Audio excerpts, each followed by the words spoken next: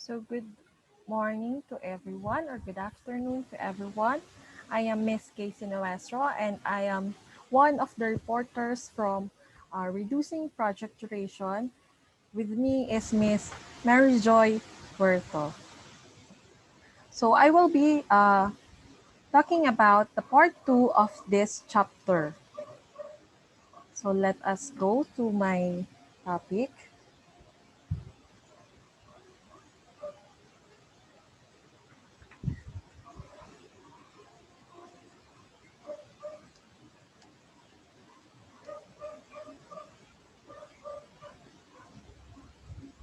So this is my first topic, which is the constructing a project cost duration graph.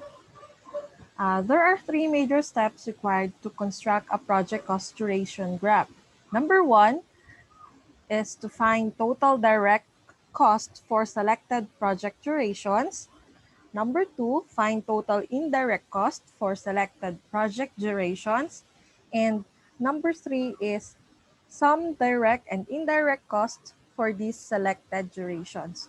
So the graph is then used to compare additional cost alternatives for benefits. So the details of these steps are presented here in our slideshow. So determining the activities to shorten. The most difficult task in constructing a cost duration graph is finding the total direct cost for specific project durations over a relevant range. The central concern is to decide which activities to shorten and how far to carry the shortening process. The rationale for selecting critical activities depends on identifying the activities' normal and crash times and corresponding costs. So what is the normal and crash time? So normal time for an activity depends or represents low cost, realistic, efficient methods for completing the activity under normal conditions. Shortening an activity is called crashing. So the shortest possible time an activity can realistically be completed in is called its crash time. The direct cost for completing an activity in its crash time is called crash cost. So both normal and crash times and cost are collected from personnel most familiar with completing the activity that will be shown later, which it depicts a hypothetical cost duration graph for this activity. So this is the graph. As the graph shown, this is a sample graph or sample activity graph, which the normal time for the activity is 10 time units and the corresponding cost is $400. So the crash time for the activity is 5 time units and $800.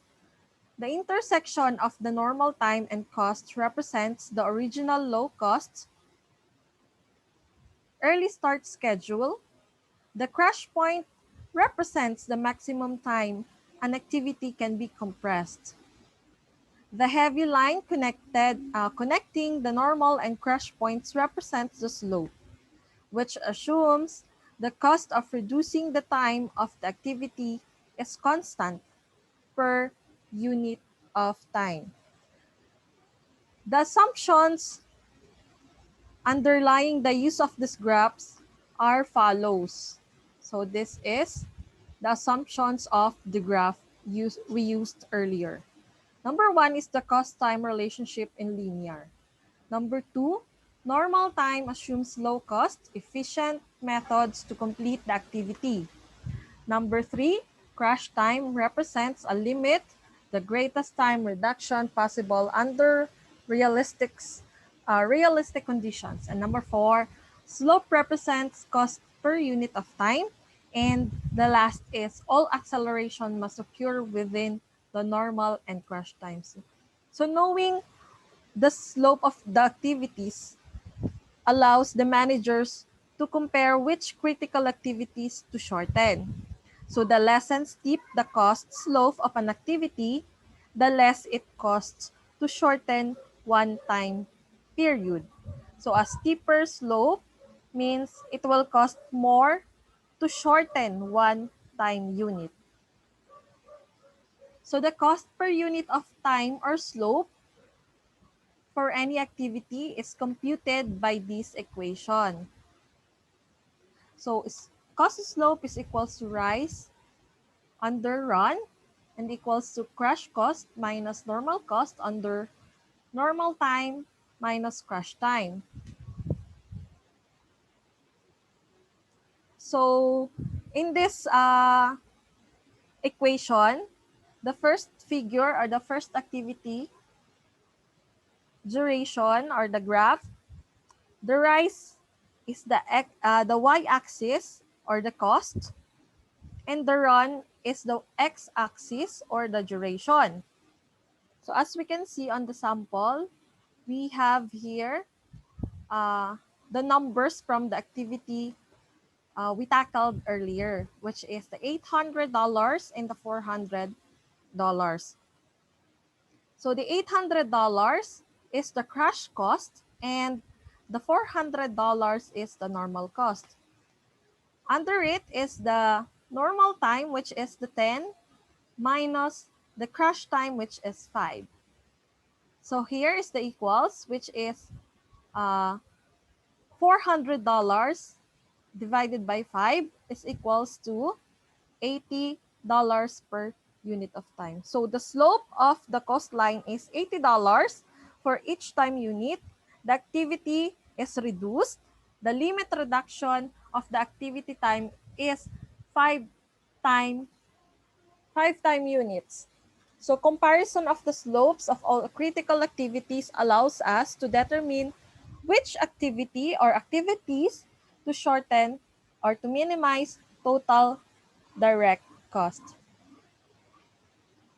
So this sample is also what we call a simplified example or the cost duration trade-off example.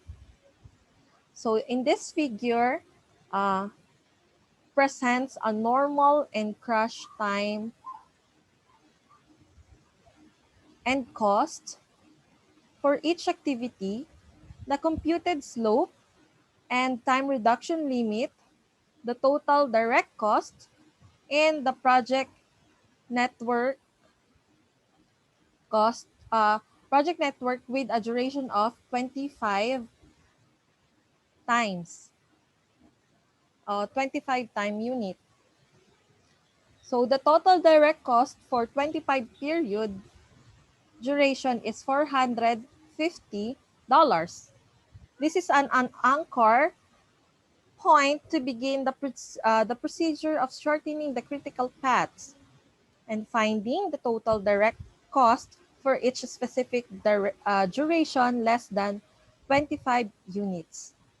So the maximum time reduction for an activity is simply the difference between the normal and crash time for an activity.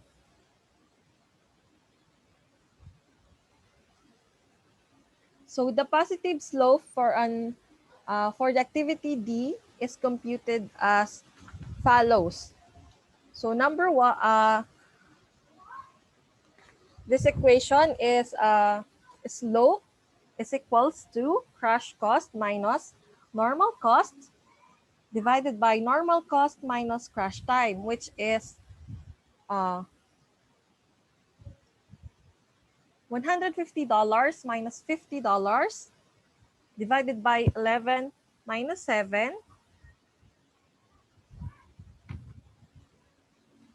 is equals to $100 divided by 4 is equals to $25 per reduced.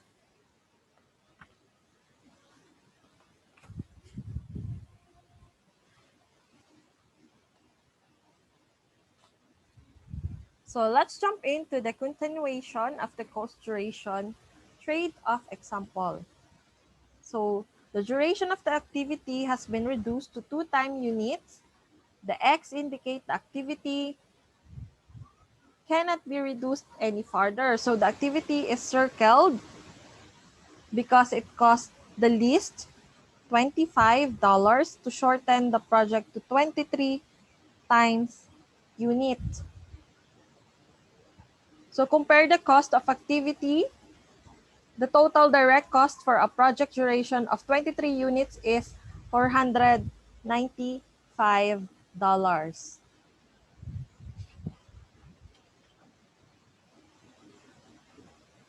So we go on through the summary cost by duration and project cost duration graph.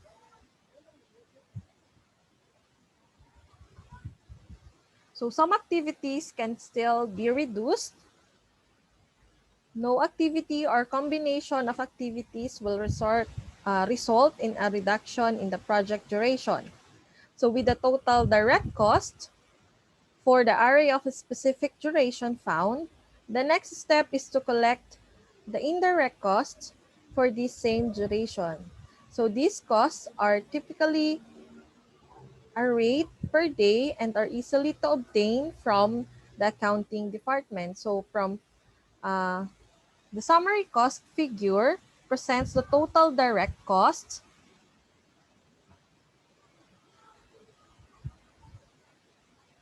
the total indirect cost,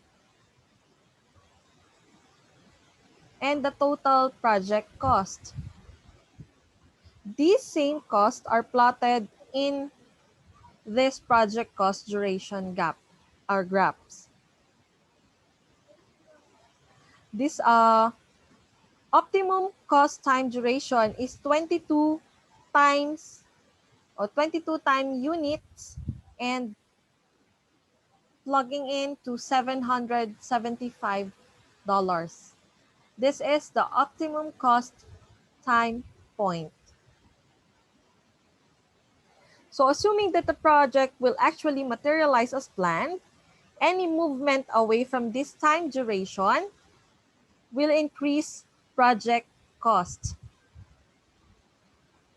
So the movement from 25 to 22 times unit occurs because in this range, the absolute slope of the indirect costs are greater than the direct cost slopes.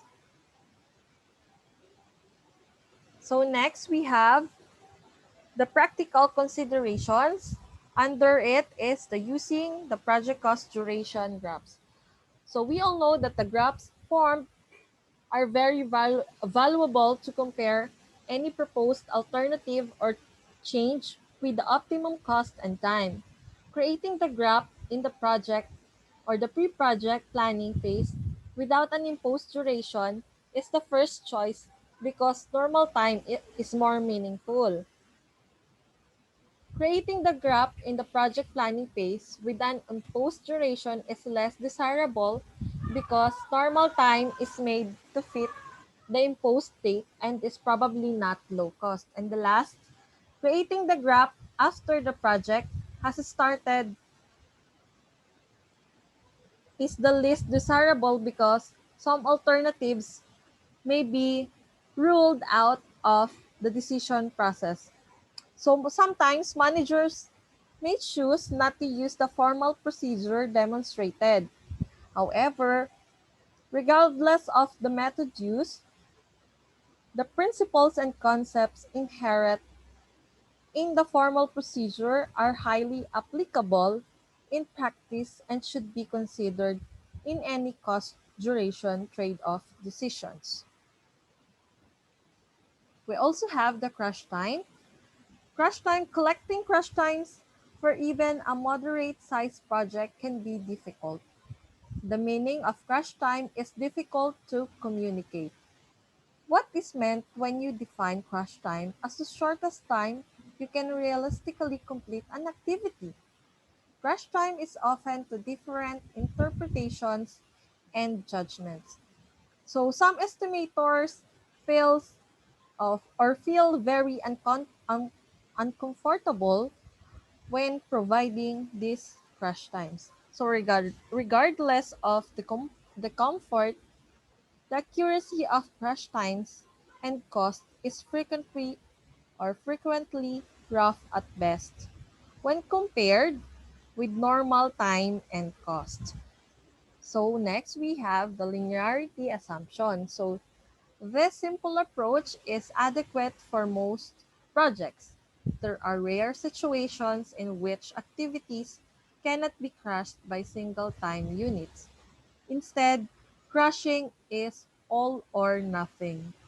So linearity assumes that the cost for crushing each day is constant. So some cases of very large, complex, long-duration projects, the use of present values techniques may be useful. Such techniques are beyond the scope of the text or this linearity assumption. But some accuracy of compressed activity times and cost is questionable. The concern of some theorists or some people are project managers that the relationship between cost and time is not linear but curvilinear, which is seldom a concern for practicing managers. So it is very reasonable or quick comparisons can be made using these linear assumptions. So next we have the choice of activities to crash revisited. So first we have the inherent risk involved in crashing particular activities need to be considered. So the cost time crashing method relies on choosing the cheapest method for reducing the duration of the project. There are the factors that should be assessed beyond simply cost. So for example, accelerating the completion of a software design or design code may be wise if it increases the likelihood of errors surfacing downstream. So crashing a more expensive activity may be wise if fewer inherent risks are involved. So the second one is the timing of activities needs to be considered. So crashing an early activity may be prudent if there is concern and that that subsequent activities are likely to be delayed and absorb the time gained. Then sometimes the managers would still have the option of crushing final activities to get back on the schedule or to get back on the track. So the third one is crushing frequently results in over allocation of resources. So the resources required to accelerate a cheaper activity may suddenly not be available, but resource availability, not cost, may be dictate which activities are crashed. So, the last one, the impact crashing would have on the morale and motivation of the project team needs to be assessed.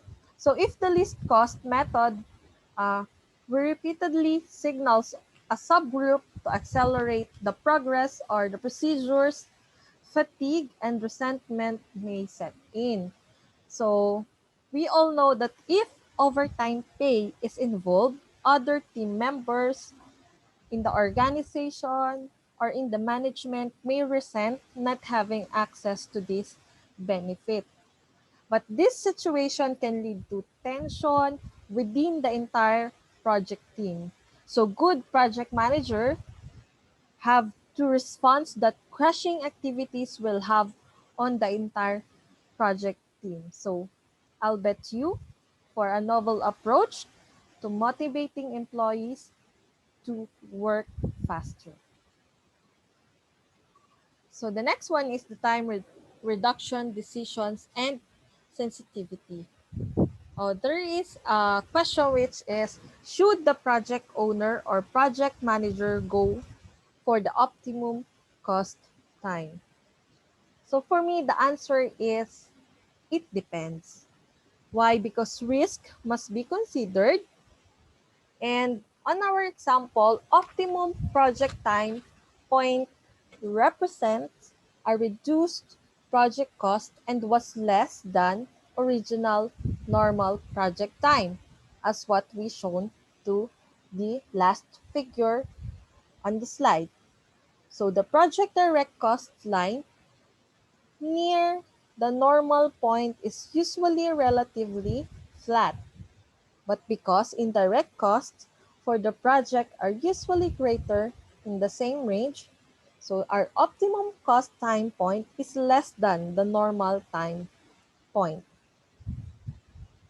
So logic of the cost time procedure suggests that managers should reduce the project duration to the lowest total cost point and duration. So all in all, this will reduce the project time from the normal time towards to the optimum cost time. So next we have, or under this, we have the sensitivity and insensitive. So sensitivity is a network is sensitive if it has several critical or near critical paths. So sensitive networks require careful analysis. So in our example, project movement toward the optimum time requires spending money to reduce critical activities. So resulting that in slack reduction or more critical paths and activities. So what is slack reduction? It is in the project with several near critical paths increases the risk of being late. So next we have the outcome of such analysis will probably suggest only a partial movement from the normal time towards to the optimum time. So next we have the insensitive, which is a project network is insensitive if it has a dominant critical path that is no near critical paths. So insensitive networks are not a rarity in practice. They occur in perhaps 25% of all projects. So a project uh, in this project, circumstance the movement from normal time toward to the optimum time that will not create new or near critical activities. But the bottom line here is that the reduction of the slack of non-critical activities increases the risk of uh, their becoming critical only slightly when compared with the effective or the effect of the sensitive network or the sensitivity.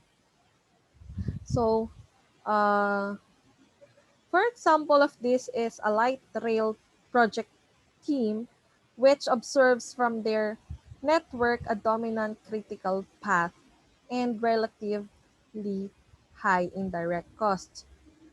So the logic found in this example is just small projects are large ones. So insensitive networks with high indirect costs can produce large savings. So deciding if and which activities to crush is a judgment call requiring careful consideration of the options available, the cost and risk involved, and the importance of meeting a deadline of the project. So what if cost, not time, is the issue?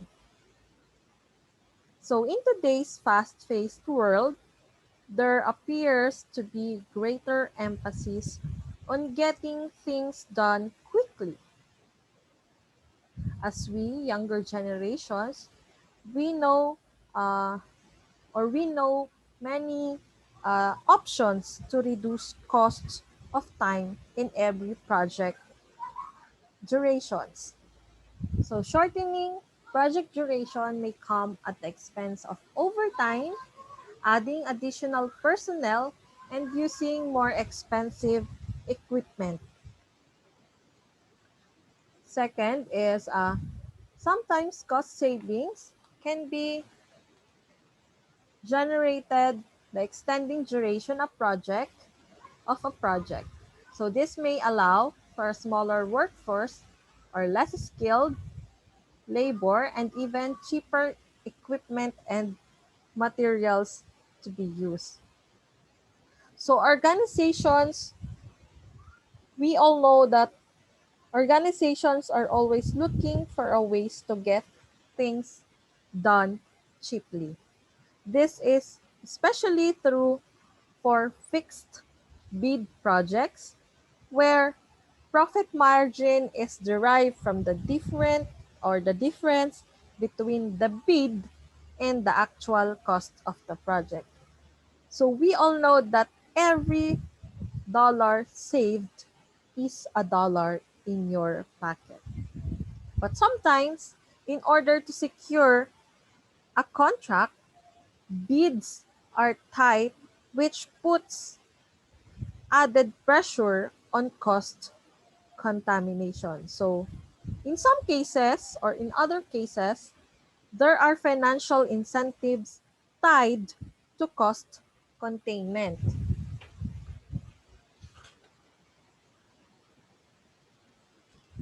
So, this may allow us, below of these are some of the more commonly used options for cutting those costs or those big or shortening these big costs. So number one is reduce the project scope. So scaling back the scope of the project can gain time. Delivering less than what was originally planned also produces significant savings. So again, calculating the savings of a reduced project scope begins with the work breakdown structures. But since time is not the issue, you do not need to focus on critical activities. So why? So for example, on over budget movie projects, it is not uncommon to replace location shoots with stock footage to cut or to lessen the cost. So next we have owner take on more responsibility. So one way of reducing project cost is identifying tasks that customers can do themselves. So homeowners frequently use this method to reduce the cost or to lessen the cost on home improvement projects. So for example, to reduce the cost of a bathroom or a comfort room remodel, a homeowner may agree to paint the room instead of paying the contractor to do it. So this option is limited to areas in which the customer has expertise and the capability to pick up this task. Next one is the outsourcing project activities or even the entire project. So estimates exceeds budget is not only make sense to examine the scope, but also search for cheaper ways to complete the project.